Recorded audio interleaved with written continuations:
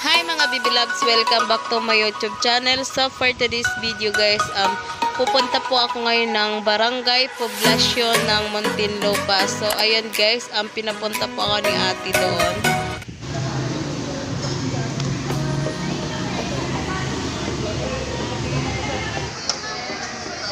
Mag-hi ka ba?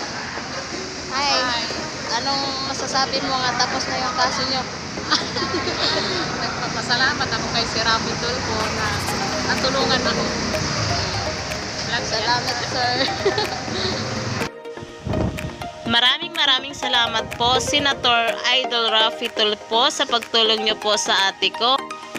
Sana po hindi po kayo magsawang tumulong sa mga mahirap at sa mga OFW na niloloko sa kanilang mga live-in partner.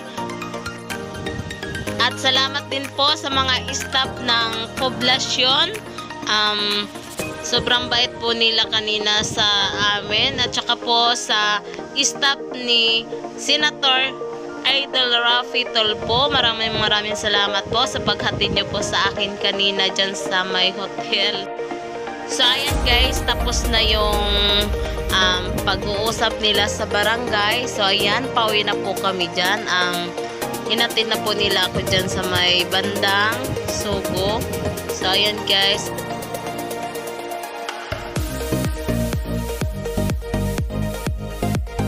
Maraming salamat. Bye-bye.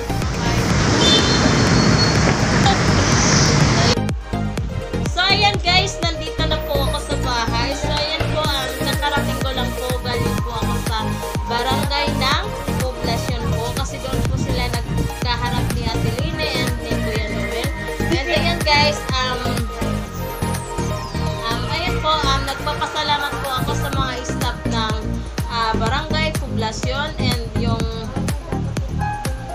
kapitan ng barangay ng Poblacion po. And ayan po, maraming salamat din po sa staff ni Idol Rafi Tulfo po. And ayan po, maraming salamat kay Senator Rafi Tulfo. Natulungan nyo po si ate sa kanyang problema po.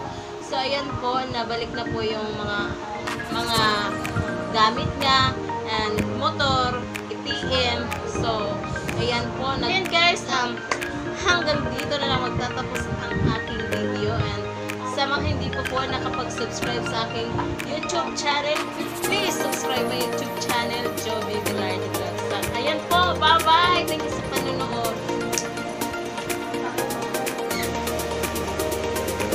So ayan guys, ipapakita ko po sa inyo yung picture namin ng staff ni Idol Rafi Tulfo. So ayan guys.